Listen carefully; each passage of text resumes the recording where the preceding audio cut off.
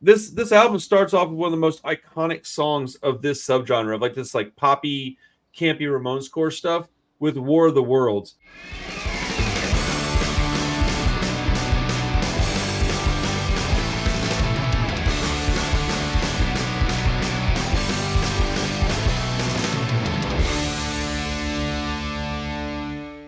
So the Lillingtons are a band that I really love this band. And they're not as big as their like, I guess I don't know what to call it, their counterpart with Teenage Bottle Rocket. You guys know I love Teenage Bottle Rocket. I have hella Bottle Rocket stuff. I always wear the hat.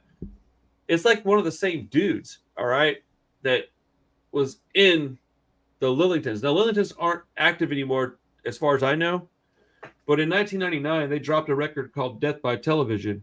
And dude, this album is so ridiculous. It's so freaking good. I will say the only thing I don't like about it is that it's incredibly short, which typically is something I enjoy. But it's 32 minutes, 14 songs, and they just zoom by. Like, do the math on that. 14 songs, 32 minutes. They're like just over 2 minutes apiece. And every single song is catchy. Every single song is like a little earworm, dude. Like, we're going to get into that here in a minute. So, what's your experience with this band, Rob? I know you're not like an Uber fan. I'm probably a bigger fan than you, I would think. Yeah. I kind of think of them as just kind of an old Lookout band mostly. And then the band, they did have, I want to say a couple years ago, they had Wait, were record. they on Lookout? Yeah, weren't they? I don't think so. Like, weren't they working with Ben Weasel and all that? Like, wasn't that? Holy crap, dude! You might be right. I hold on. I look, dude. I like their music. I don't. You know me. I'm not the guy that knows all the facts about bands. So this is kind of one of the reasons I love this channel. Is I get to learn about it just as much as anybody else. Continue your thoughts. I'm and so like I like that stuff generally, but I think you like it like a little more specifically. You know what I mean? Like the Ramones core type stuff. Yeah, like I like the feel of it, but I'm more of a fan of the Ramones, where you're more of a fan of the Ramones core. You know what I mean? That's actually true. And to the extent that I like a lot of that stuff, I think I like a lot of the stuff that like the Fat Records bands kind of borrowed from that stuff. And I say all that just to say I don't have as much specific fandom of these bands, but I think of them as just like cartoony punk, like cartoony skate punk, and that's why the Teenage Bottle Rocket thing is exactly perfect. Yeah, they had they came back a couple years ago, didn't they? Didn't they have like a little revival? Lillingtons? Yeah. I don't know, man, because they did pop up and everybody's like, yeah, I guess in 2017 they were still doing stuff. I think they finally called it quits in 2020. So it does look like they were on Lookout at some point, at least as far as Wikipedia says. But their earlier stuff that I was thinking of wasn't on Lookout, so I'm not sure. But yeah, man, I love this freaking band. I mean, regardless, that's sort of the vibe that they have, and it's like we've been talking a lot about these type of bands, and they're sort of like almost over exaggerated in the way they deliver all their stuff, and I think that's what maybe sort of limits them to kind of like a corner where like you have to kind of be like super into them to get into them. They're poppy, but they're not necessarily like accessible, and it's hard to explain exactly what that means, but like there's other bands that we like that we think of as like harder punk, but probably is like more accessible in a way. And it's hard to explain what that is, but they just sort of have that kind of thing about them. But I think they exist in a pretty cool space, and they have a fairly healthy following. Like there's a ton of a ton of fans and people like their stuff. So I think they have a nice little like legacy, you know, as a band that had a short career but did well. Since they're so closely linked to Teenage Bottle Rocket, anytime you talk about one, you typically talk about the other. Okay, so I knew I had a copy of this sitting around where I knew where it was at. It's odd that we're doing this record this week because I just recently purchased a CD copy of it. I think this is on. Wait, what? I think this might be on Lookout, dude. Holy crap! Is that?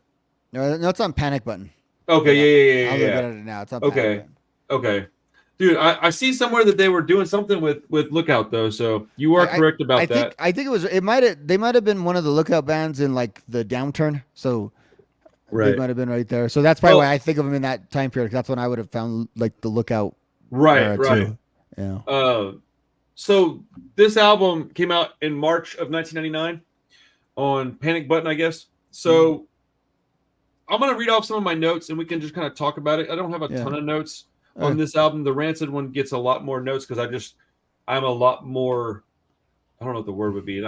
Familiar, obviously, but that Rancid is just closer to it. Yeah. It's just a different, they're different. We'll get to that too, man. And it's not necessarily a bad thing, but this album starts off with one of the most iconic songs of this subgenre, of like this like poppy, campy Ramones score stuff with War of the Worlds. That song I've heard on so many lists, and I've seen it on comps, that not necessarily like legit comps, it might have been bootleg stuff, but I've seen it on like mixtapes and lists, and I've heard it referred to and talked about on a lot of pop punk channels and shows. That song is incredible, and it is so catchy. Have you heard of any of these songs before this week, or is that one that you've heard before? Yeah, I heard that one, and then like Black Hole in My Mind. I don't know what that was on. So good. So I don't know if it's exactly what you're talking about. Like sometimes I think stuff was comps, as you're saying, and it's really my friend made the CD.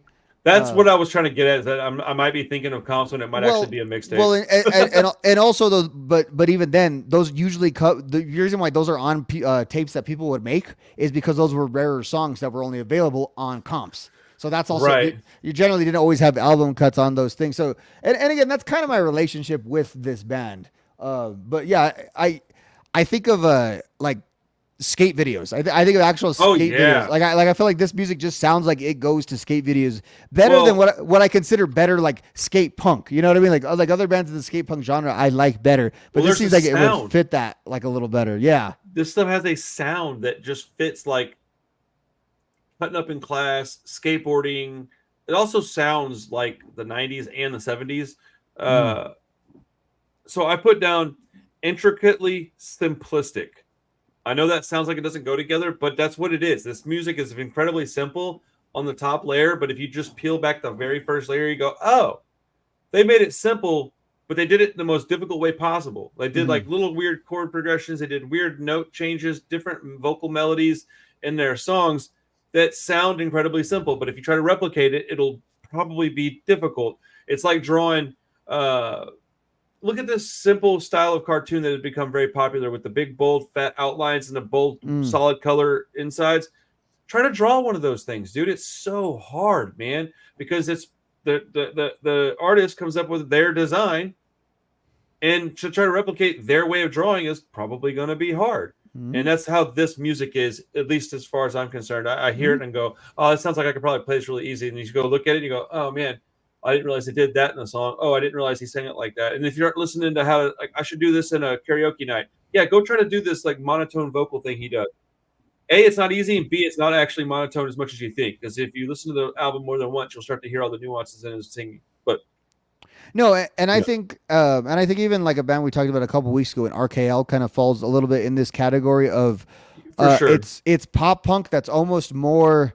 I always say that like with the Ramones and all these bands, there's a spectrum of art versus punk almost. Whereas like the Ramones are almost more art than they are punk or whatever. But I think like I think the difference always with pop punk is very much music. It's not really art in that same kind of way. Pop punk is pop songs by its core. And I think the version of it though that is most like artistic is like the stuff like the Lillingtons, like even RKL, the little bit more underground of that stuff. Like you kind of understand the stew that all the really famous stuff came from. You understand like kind of where they got where they got their ideas or what the sensibilities were kind of at the time and in these scenes. Like it very much looks like the stuff that kind of made it big later, but like that stuff is almost more like Hollywoodized than what this stuff kind of looks like, but same basic idea.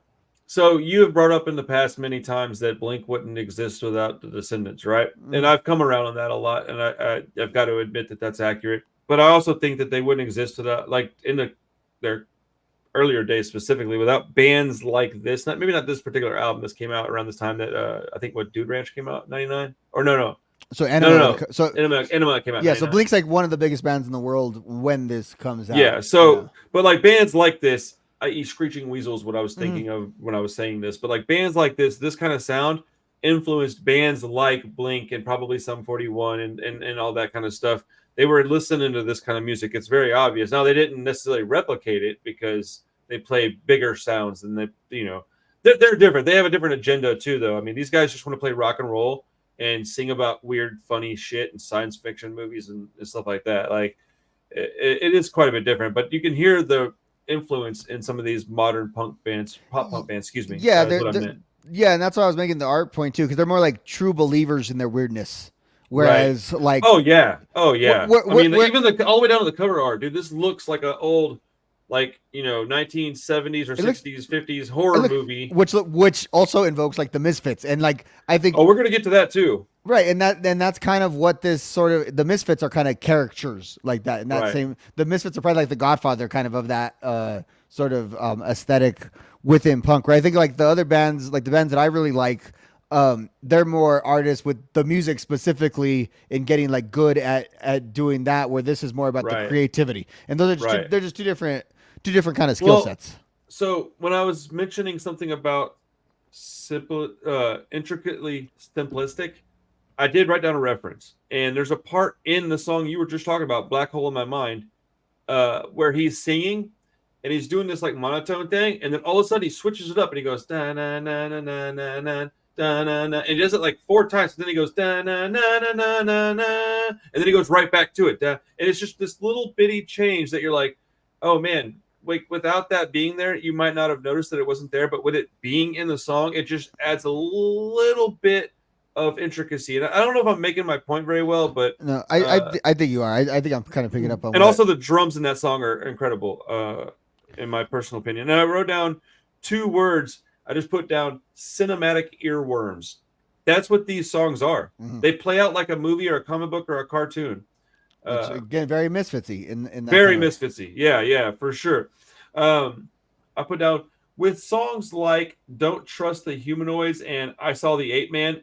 This is like if the Misfits were a little more camp and a little less dark. So yeah, I definitely heard Misfits all over this Yeah, record. it's like well, like you say, 8 man. Like I think I'm thinking of the Ramones have 8 man hop. So it's basically if if the Misfits and Ramones kind of collided, it's what you Right. would get. It's like Yeah, the Mis. it's like the Misfits on Scooby Doo. Yeah, that's exactly which again that's very like the Ramones are also very comic booky and like they Yeah. were in like Spider-Man and that kind Oh of yeah. so it's very like it very much feels of that ilk. And again, like I think of like early punk and stuff, and like there was no rules, so there's a lot of different like bands of different sort of genres before like the 90s, before all these guys came out and kind of synthesized what Right. like punk is. And like you see it in like even in the Offspring and those bands before they got famous, and how different those records sound even song by song. And you see it in these bands that are really there's nothing though, there's always stuff from like old school punk that like yeah, that's normal, just a lot of that stuff maybe later on hasn't been kept as much, so we don't think of it as much as being a part of punk, like that creativity stuff with the monotone, with the sludgy kind of slower stuff that can break down, the longer stuff, the more yeah, almost like virtuoso jammy kind of punk that existed since like the 80s. It's more like the 90s that kind of pulled back on that when it got a little more Right. Well, commodified. I appreciate that these guys found a style they liked, and they just there's like 2 or 3 versions of their style, and they do all 3 really well. Mm-hmm. But they have a specific style, and it's the one that like when I want to hear this kind of music, there's nothing else that will fill that void. I Mm. gotta hear this kind of music. If I want to hear a band that sounds like this, there's only about 6 or 7 that I really gravitate towards, but there's probably Yeah. like 30 or 40 Ramones core bands out there that are really quality. If anybody out there wants to throw a list in the comments, I'm fixing to do a Ramones core deep dive, I think, because Oh, while I that's like the music, yeah. I don't actually know a ton about it. I just really like the music. Yeah, My and there's a lot of obscure bands within that stuff that I think's like really oh good. yeah. Like Oh finds yeah. that you can just like that I don't know about, that you don't know about, but Oh, there's so much of that stuff out there. yeah, so influential. Like just so much the groundwork for everything that came in that decade.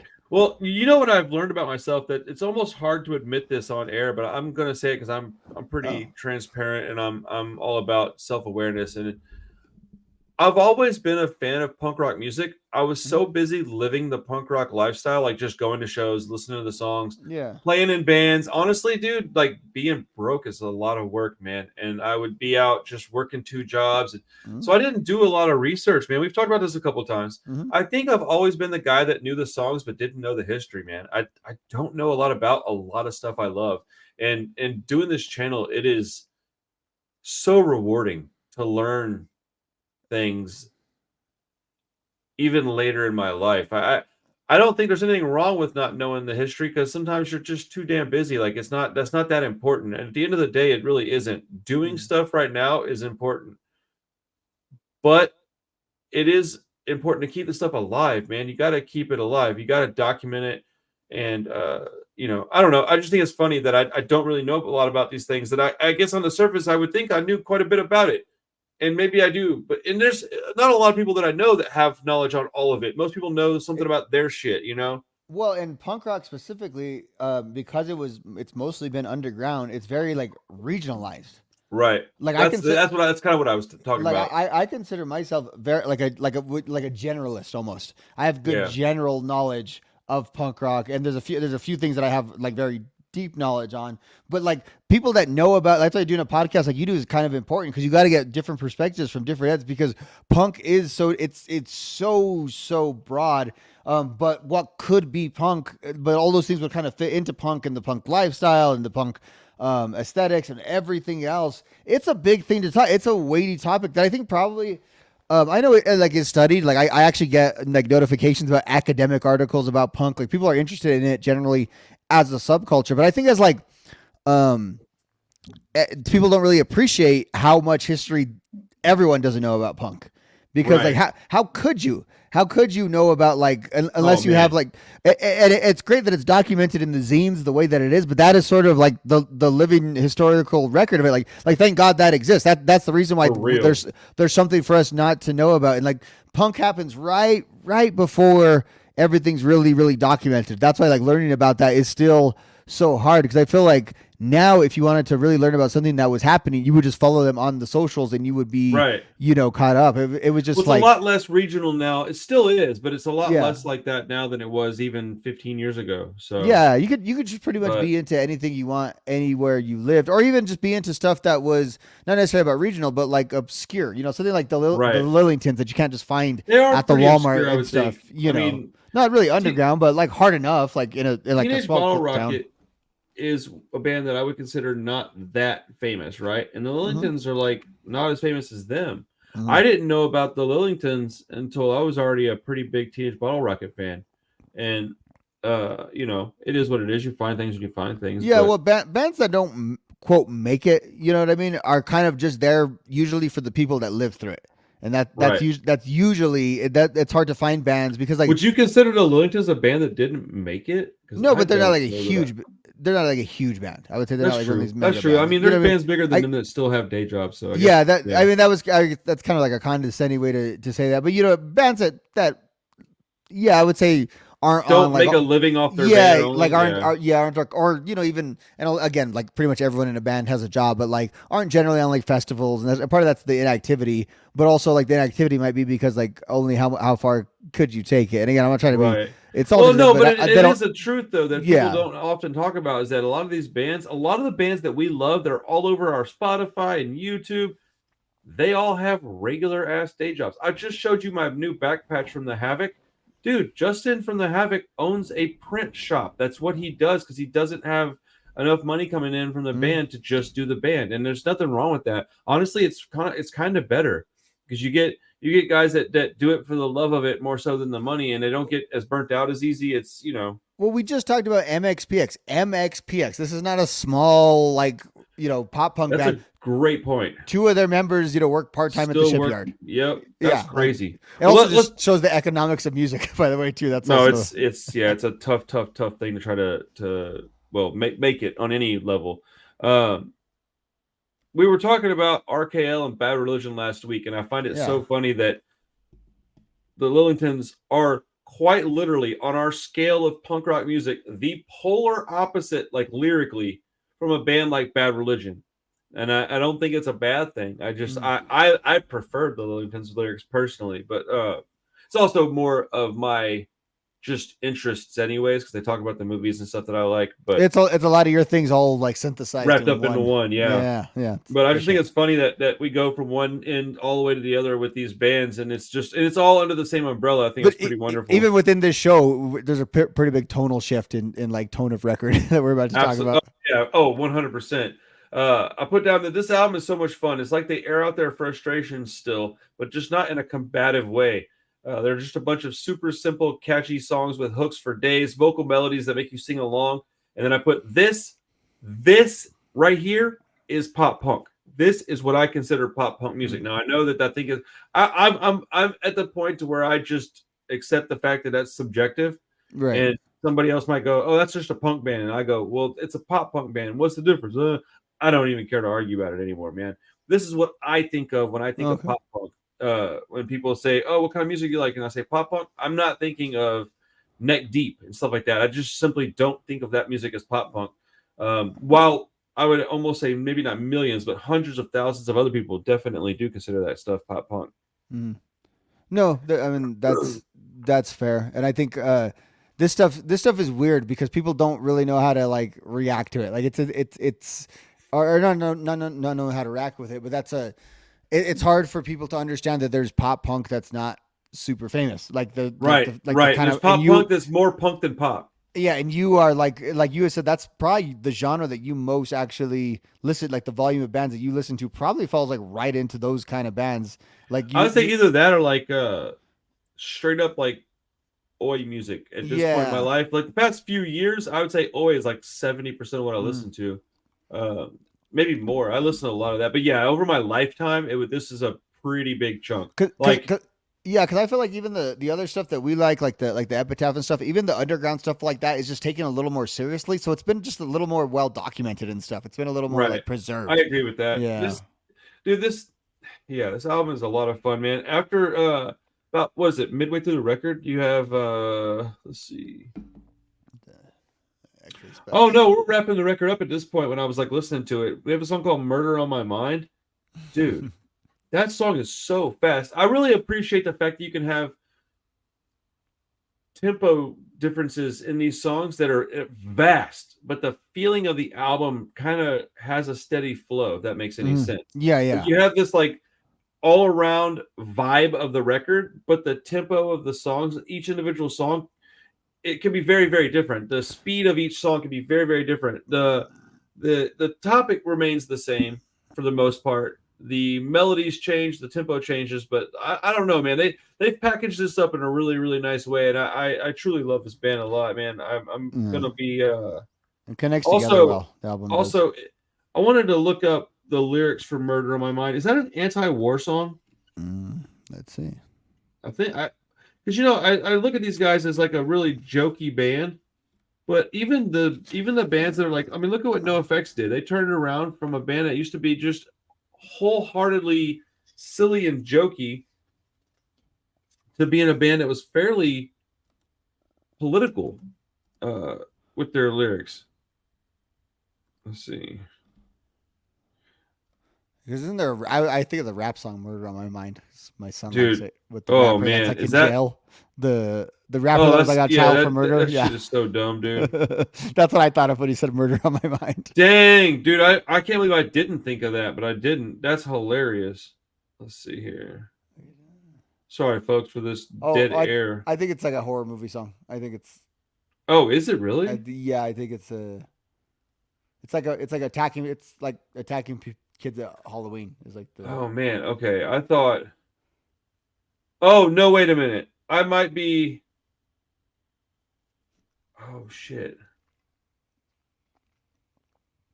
No, I'm thinking of a song on the Rancid album that was a war song, bro. We'll get to that later, dude.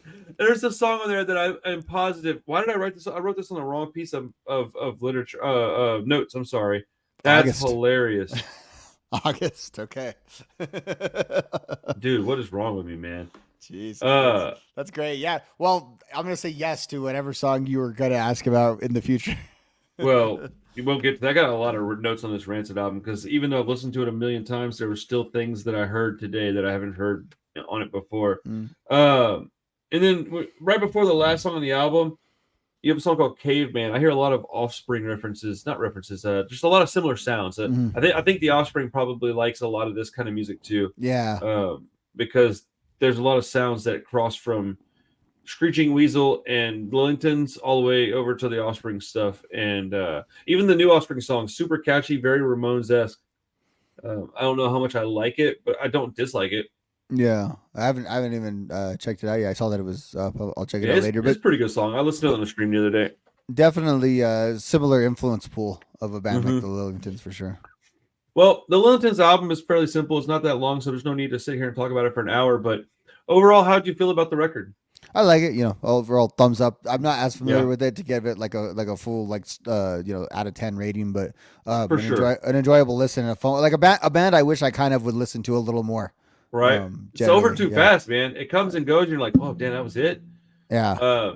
I urge anyone that's into Screeching Weasel that isn't a fan of the Lillingtons to give them a shot, man. If you like Teenage Bottle Rocket, obviously, if you like these guys, go check out the Lillingtons. This band, I believe, came first. I'm almost positive they were a couple years before Teenage Bottle Rocket.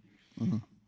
I get those kind of details mixed up in my head a lot, so uh, I say that with like some confidence. like I'm pretty sure. But yeah, man, I give that album like a 9 out of 10. I think the only thing I would like to add to it would be some like guitar leads a la No Effects. Other than that, it's pretty perfect. I really Yeah. like it. I sing loud to it. It gets stuck in your head. All the choruses are super. These dude, look, here's the thing. These guys know how to take a chorus and write a short chorus with maybe, I don't know, dude, 5 to 10 words. Very short. Make it repetitive and catchy, and then write like the verse is where you get the meat of the song. The chorus is always really short, not a lot of content to it, like a couple of phrases just repeated a few times, and it's so catchy. I know a lot of bands that have tried to do that and they just simply can't. It's way harder to do than you think, and I think that that's probably where their expertise is, writing catchy little earworms that get stuck in your head. And when you go to a show, it's easy to sing along. You see a lot of crowd interaction at shows like this because they know all the words to the choruses. I think this is just brilliant songwriting that isn't, some kind of virtuoso guitar player going, it's not that kind of shit. It's just quality songwriting. And I love it. Real quick, I have done my crack research here, and now this rings a bell of what here. So they recorded this record with what's his name, Mass Giorgi, the guy who recorded all the Lookout stuff. Okay. But they recorded it independently. Basically, they were Oh, offered, okay. according to Fat Mike, they were offered, or according to this, they were offered some by Fat. They were offered something, but they ended up going to Panic Button, which was this is the detail I was missing. Panic Button was the imprint of Lookout that Ben Weasel ran. Dude, okay, because I was looking at the spine and it said LK on there, and I was like, "This is Lookout." It is But okay, yeah, and if you recall, that's like one of the major things that, and we won't spend a lot of time with this, but one of the major things that brought down Lookout was having to fund this label. Really? So that's actually just a nice little nugget of history. Because like I know, I was like Panic Button. What do I know about Panic Button Records? And I couldn't recall. And I was like, oh, that's what it is. So it's fairly significant that that's where that was housed, because that. There was so always the Donnas and the Lillingtons, man. They buried Lookout. Huh? It's more like Ben Weasel than the Lillingtons. It was always there was always issues with Ben and the Lookout management. It was a constant like just negative relationship, like all the way till the very end, and they really bled a lot out of each other. I wonder why he did those things. Like I don't know. I think he's talked about some issues that he had, like some mental health issues. I think he's been like legit diagnosed for. I think I want to say that. Yeah. Don't quote me on that, but that's in my mind that was what, like, he's talked a little bit about crazy. that in a few recent years. Yeah, so I think he had, like, even his bandmates have said how difficult he was to get along with. And I do know he's notoriously and I don't know that he's like necessarily like a bad guy. I think he's just kind of like the guy you don't want to be in business with or in a band with necessarily. Like that's why they like the issue he had with Rancid. I forget what it was even over, but that's why they were never welcome again on Epitaph. Is there Screeching Weasel? Yeah. Wow, that's crazy. I didn't know that. Yeah, and Ben tends to feud with a lot of people. I did know that. I've heard enough drama with him to know that he has a fair amount of opposition. Hell of a singer and songwriter, though.